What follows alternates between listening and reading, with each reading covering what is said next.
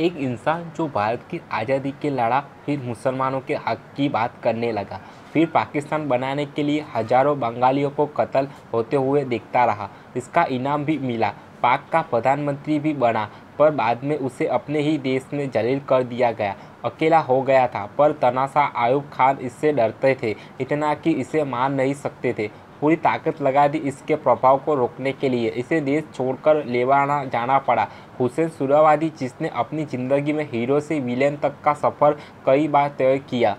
बंगाल के मिदनापुर में 8 सितंबर 1892 को धनी सुहरावर्दी परिवार में जन्म हुआ था। हुसैन सुहरावर्दी का पूरा परिवार सेंट जेवियर्स से लेकर ऑक्सफोर्ड से पढ़ा था। हुसैन सुहरावर्दी ने भी साइंस पढ़ा, फिर लॉ किया और कलकत्ता में प्रैक्टिस करने लगे। कलकत्ता हाई कोर्ट के एक जज की बेटी फातिमा से शादी भी हो गई। फातिमा की 2 साल के अंदर मौत हो गई। बेटा साहब सुहरावर्दी भी 20 साल का होते होते मर गया था। हुसैन अपनी ज़िंदगी में अकेले हो गए थे। हिंदुस्तान का वो वक्त किसी को अकेला नहीं छोड़ता था, वो भी बंगाल में। 1923 में हुसैन सुहरावर्दी ने CR दास की स्वराज पार्टी ज्वाइन कर ली। यह पार्टी कांग्रेस के उलट अंग्रेजों के साथ कंधा मिलाकर संसद में बैठती थी और हर बिल पर धुआंधार बहस करती थी। पर 10 के मरने के बाद पार्टी की धार खत्म हो गई और हुसैन सुहरावर्दी ने 1926 में इंडिपेंडेंट मुस्लिम पार्टी बना ली। कांग्रेस नहीं ज्वाइन किया। इसके साथ ही हुसैन सुहरावर्दी मजदूरों के लिए भी लड़ने लगे।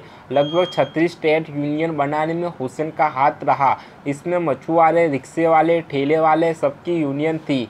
1929 के काउंसिल इलेक्शन में बंगाल मुस्लिम इलेक्शन बोर्ड नाम से अलग संस्था बना दी। 1937 चुनाव में यूनाइटेड मुस्लिम पार्टी भी बन ली।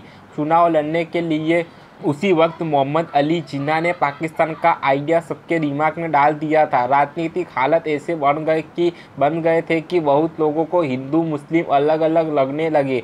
हुसैन सुहरावर्दी ने राउंड टेबल में कॉन्फ्रेंस में मुस्लिम नेता के तौर पर भाग लिया। उनके लिए अलग चुनाव की बात भी करते थे। 1947 में चुनाव हुआ। 11 ब्रिटिश इंडियन प्रोविंसेस में सिर्फ बंगाल में मुस्लिम लीग फजलुल हक की कृषक प्रजा पार्टी के साथ मिलकर सरकार बना पाई। इसका क्रेडिट हुसैन सुहरावर्दी की काबिलियत को जाता है। बंगाल में उनका बहुत रोल था। 1937-43 तक वो पार्टी के सेक्रेटरी थे। इस दौरान लीग की ताकत बहुत बढ़ गई। 1942 के भारत छोड़ो आंदोलन के बाद पाकिस्तान की मांग बहुत ज़्यादा बढ़ गई। मुस्लिम लीग ने इस आंदोलन में भाग भी नहीं लिया था। इसके बाद क्रिप्स मिशन से लेकर कैबिनेट मिशन तक किसी भी कांग्रेस और लीग की नहीं बनी। धीरे धीरे तय होने लगा कि अब 2 देश बनने निश्चित है, पर यह राजनीतिक में ही था। सिर्फ नेताओं के दिमाग में, जनता में इस विचार का बहुत प्रभाव नहीं था। उस वक्त ना सोशल मीडिया था, ना ही टीवी। 1946 में देश में चुनाव हुआ। बंगाल में मुस्लिम लीग जीत गई। 121 रिजर्व सीटों में से इनको 114 सीटों मिली। इस जीत ने साबित किया कि अब जनता में भी 2 देश का विचार फैल चुका है। इसी चीज़ को मुस्लिम लीग ने खूब बुनाया। जब भी पाकिस्तान और 2 किलों ने टूटने की बात होती तो ये लोग इस जीत का जिक्र करते थे।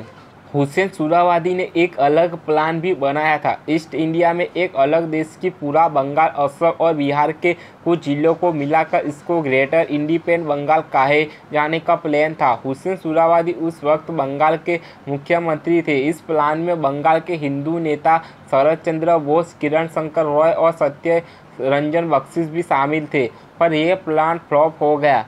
इसी दौरान एक घटना हुई जिसने सारे रिश्ते नाते बदल दिए। ब्रिटेन से आए कैबिनेट मिशन ने प्लान किया था कि इंडिया को डोमिनियन स्टेट यानी ब्रिटेन के अंडर रखकर सत्ता ट्रांसफ़र कर दी जाएगी, पर मुस्लिम लीग कांग्रेस के साथ किसी भी तरह का जोड़ करने के लिए तैयार नहीं थी। इन्होंने दलील दी कि हिंदू वाले एरिया हिंदुस्तान और मुस्लिम वाले पाकिस्तान में बांट दिए जाए। कांग्रेस इस बात पर राजी नहीं हुई। इसके जवाब में मोहम्मद अली जिन्ना ने कलकत्ता में 16 अगस्त 1946 के दिन डायरेक्टर एक्शन डे का ऐलान किया। इरादा था अपनी पाकिस्तान की इच्छा को पब्लिक के माध्यम से जंगाहिर करना। उस वक्त बंगाल में हिंदू महासभा भी थी। मारवाड़ी व्यापारियों के साथ अपना सपोर्ट जुटा चुकी थी। बंगाल हिंदू मुस्लिम में बढ़ गया था। नेताओं को इस बात का अंदाजा था कि क्या हो सकता है। उम्र और पागलपन की रोज़ नई खबरें आती, पर सब इंतज़ार करते रहे। 16 अगस्त को प्रदर्शन के साथ झड़प शुरू हुई और दंगे में बदल गई। ये दंगा 6 दिन तक चला, हजारों लोगों की मौत हो गई और लाखों बेघर हो गए। हुसैन सुहरावादी पर इल्जाम लगा कि वो खुद लालाबाजार पुलिस थाने में जाकर मुआयना करते। दंगों के लिए पुलिस को खुली छूट दे दी थी।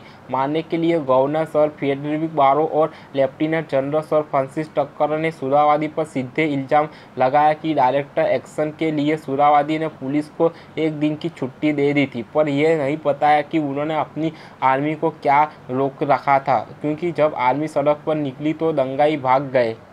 इसे दंगे के बाद सबसे भयानक दंगा नोअखाली में हुआ था अगस्त 1947 में। हालांकि इसकी भूमिका 1946 से ही बन गई थी। यहाँ का दीवारा शरीफ हिंदू और मुसलमान दोनों के लिए धार्मिक जगह था, पर यह के खदीम गुलाम सरवर ने हिंदुओं के खिलाफ तकरीर करने की शुरू कर दी थी। तकरीर चलती रही, दंगे होते रहे, सैकड़ों लोगों मारे दिए गए, हजारों औरतों का रेप हुआ, हजारों का जबरी धर्म बदला दिया गया। नोअखाली के दंगे ने हिंसा का एक अलग रूप दिखाया। पाकिस्तान बनने के बाद सुहरावादी को दरकिनार किया जाने लगा, क्योंकि डर था कि सुहरावादी अपने बंगाल की मांग पर ना अड़ जाए। सुहरावादी को पूर्वी पाकिस्तान का मुख्यमंत्री भी नहीं बनाया गया।